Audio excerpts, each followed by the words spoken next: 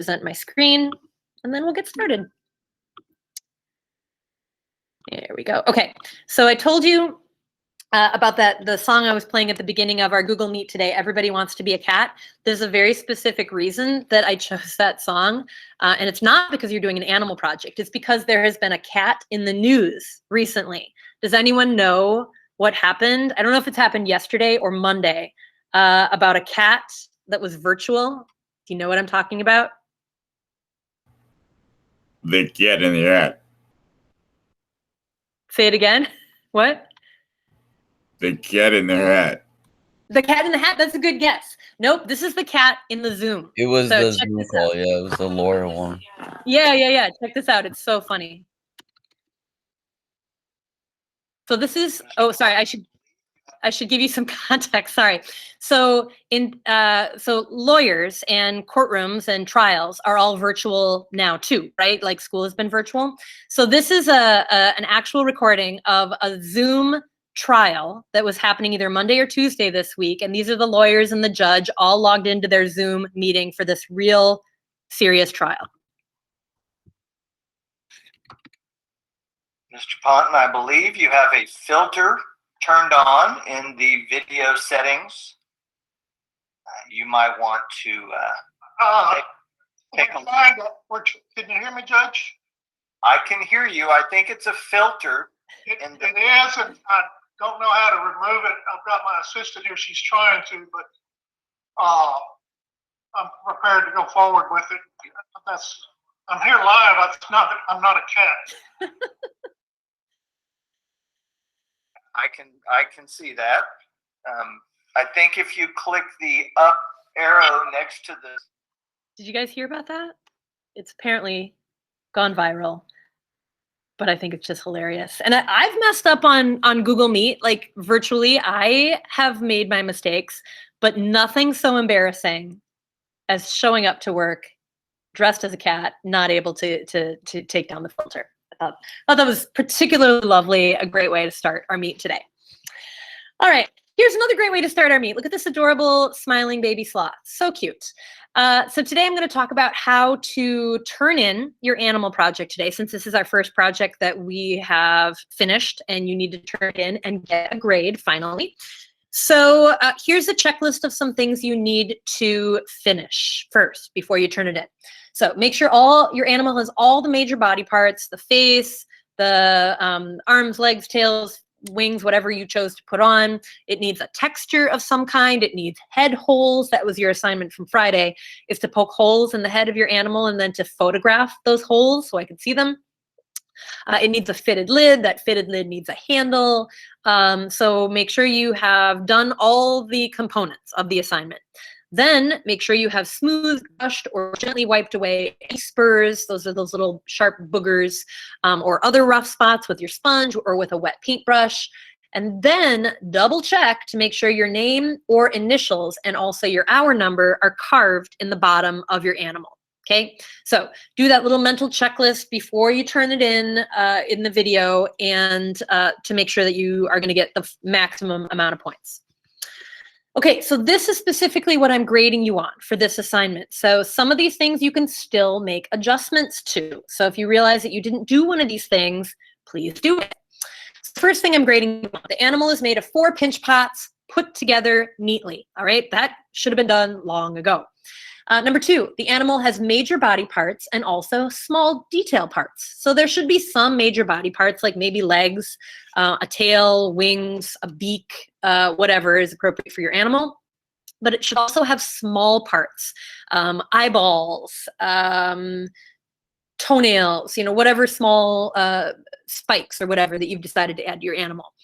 And that includes the facial features too. Next, the animal has an appropriate repetitive texture. So by appropriate, I mean appropriate to your animal. So if you've made a bird, the texture should look like feathers. If you've made a reptile, the texture should look like scales. If you've made a mammal, the texture should look like fur. And that texture should be repeated. And maybe you just do it in like just an area, like just on the chest of your animal or just on the wings of your animal. So it's more like a pattern, but it should still be repeated more than once is what I'm getting at, like more than one mark. Next, the lid has been cut to be fitted, that means you cut it at a 45-degree angle. It should have a handle, and it should be smooth inside. So the lid should be smooth, and the inside of your animal that you will access through that where you cut that lid should also be smooth. Next, the animal's head has exit holes so air can escape.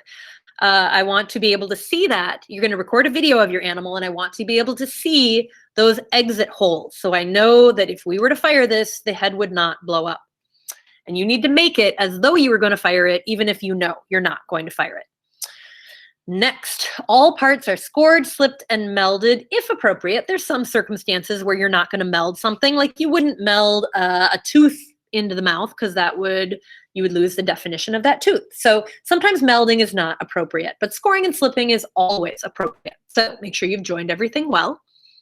Next, all parts are smoothed or softened and no spurs remain. So if you drew into the clay, stamped into the clay, and it displaced those little sharp spurs, make sure those are smoothed and wiped away, please, and including on the bottom. The bottom needs to show your initials or your signature and your hour number. So make sure that that is carved in the bottom, and you can just use a pencil to carve that in. And then finally, this is part of what I'm grading you on, the video, which I'll talk more about in a moment.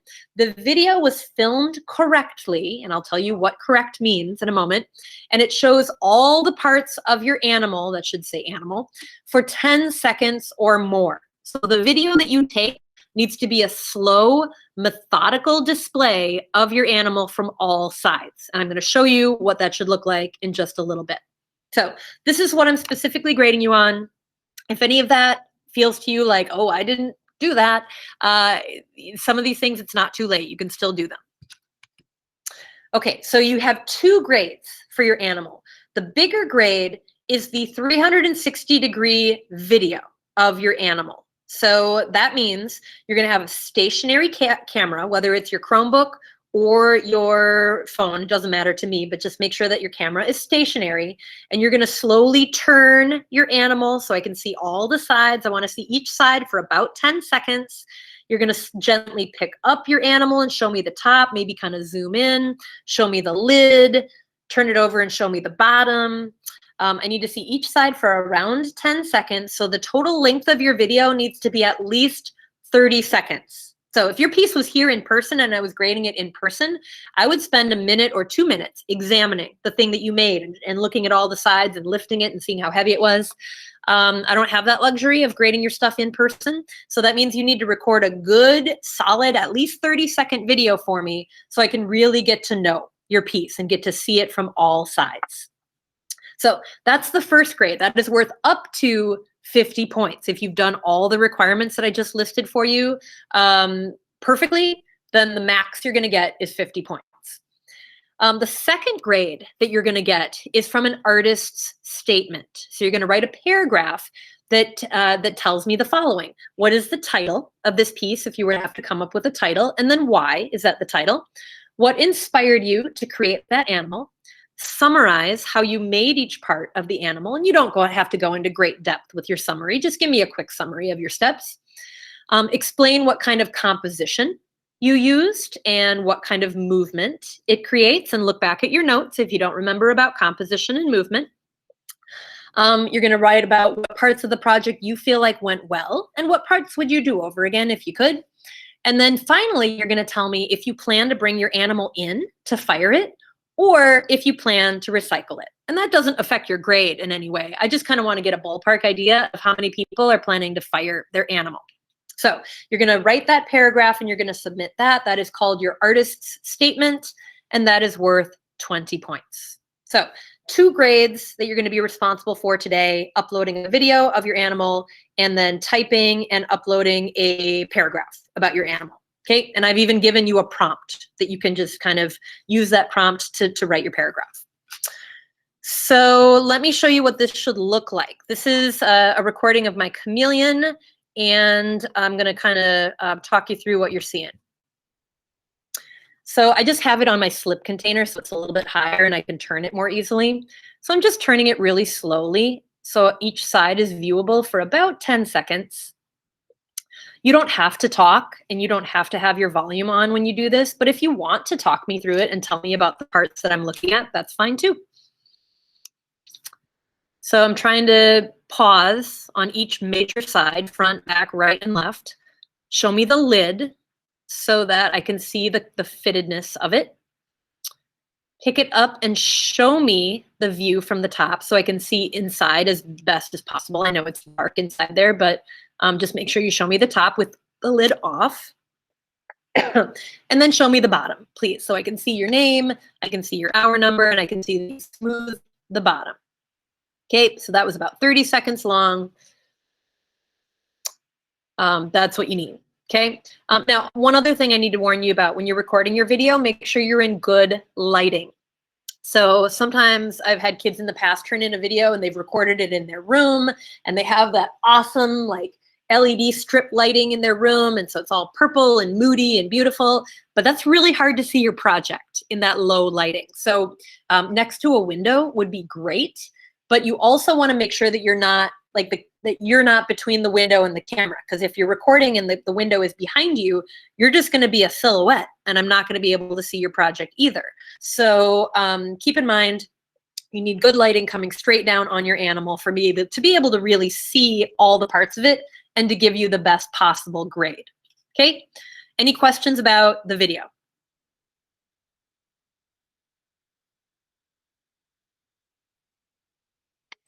All right, if you come up with a question, you can ask me at the end too.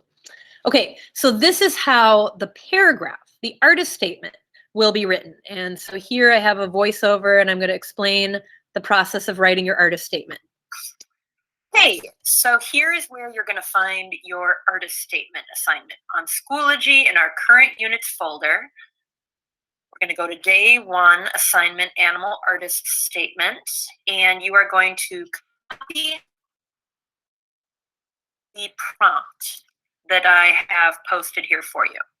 Then we're going to go to, I just like Microsoft Word, so I'm going to open up Word. You can use whatever document software you want. So then I'm pasting the prompt up here so that I have it for my record for typing. Okay, so the title of my piece, I'm going to write this as a paragraph. So the title of my animal sculpture is It's Not Easy Being Green because it features a green chameleon. I think chameleons are really cool animals because they look so weird. And also I chose this because my students told me to. It's true. Okay, what inspired you? Summarize how you made each part. I made this sculpture by putting 4 pinch pots together, joining major body parts by scoring, slipping, and melding, and then adding a sleeping space and other small features by adding or subtracting the clay. I made sure to cut a fitted lid and poke holes in the head so my chameleon would not blow up. Explain which composition you used and what kind of movement it creates. My sculpture has a dynamic composition because the animal is curled up in a sleeping ball and leads your eye in a circular Half. What parts of the project went well? Which parts would you do over if you could? I think the legs and feet look pretty good. Spikes are also a nice touch.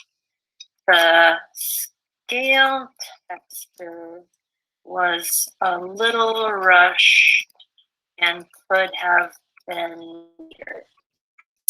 What parts would you do over if you could? Okay, do you plan to bring this project in to fire it, or will you recycle it? I plan to fire this animal because it is so awesome.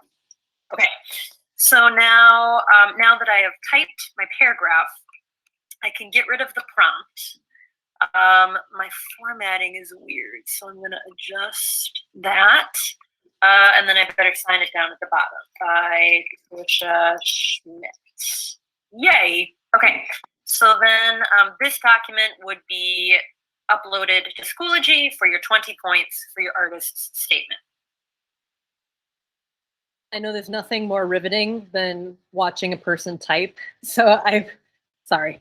I appreciate you watching that. And I won't do this every time, but I did want to model how easy it was to write an artist statement once I give you the prompt. Okay, so so the reason I'm emphasizing this is in the past, students have skipped this assignment and you have an artist statement every single time. And it's really beneficial to learn how to talk about the work that you've created.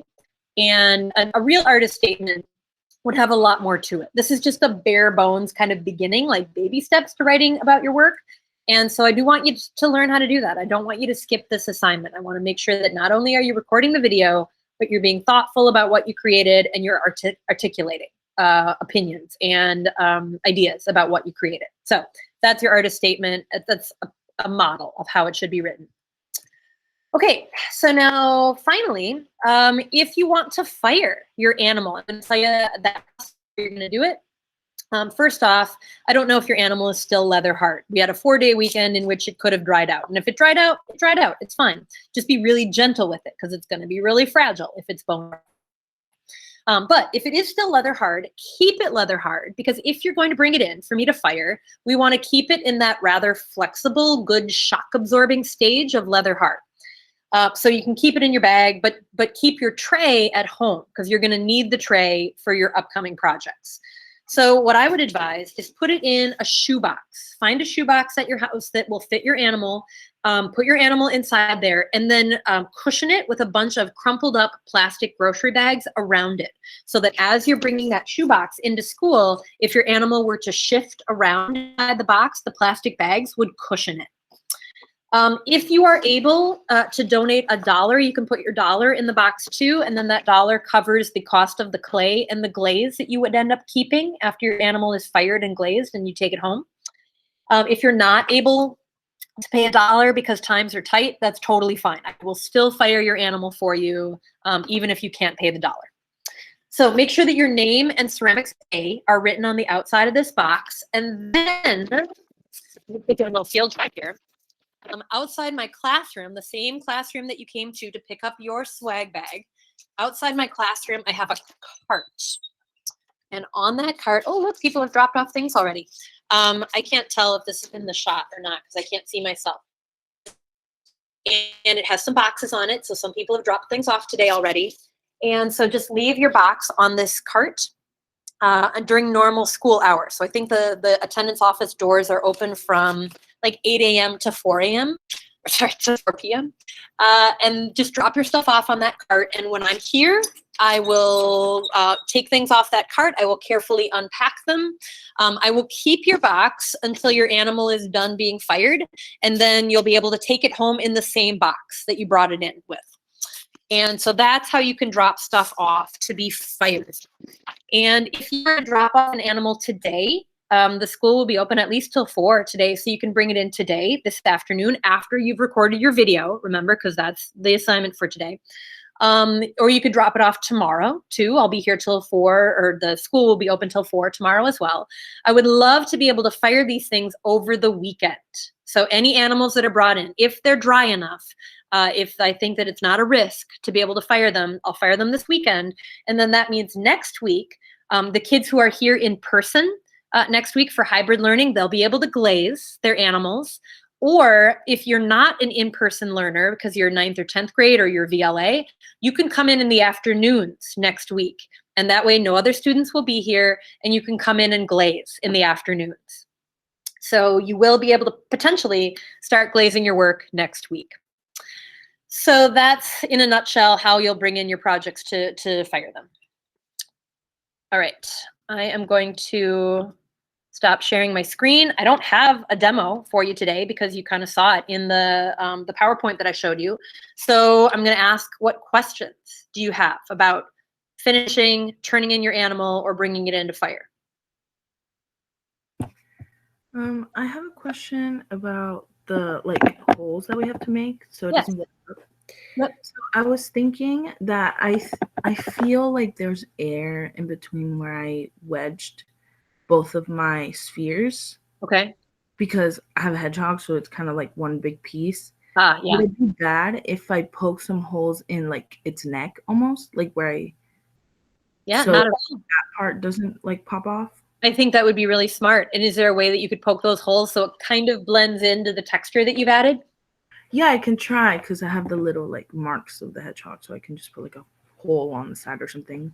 Yep, totally. Do that. Do maybe a few of them, 8 or 9 of them or whatever, so that you're just really increasing your odds that if there's any air trapped, air can escape. All right. So I just wondered if that would mess up at all. I don't think so. The only thing that you need to figure out is how is it going to fit with the design or the texture you already have. Yeah. But yeah, go for it. Okay, thanks. Yep, you bet. What other questions do you have? Are there 2 separate assignments to turn in? So one of them is the video and then the other one is the paragraph? That's correct. That's 100% correct. Yes. Okay. 2 assignments today. One is the video, one is the typed paragraph. All right, sweet. Yep. What other questions do you guys have?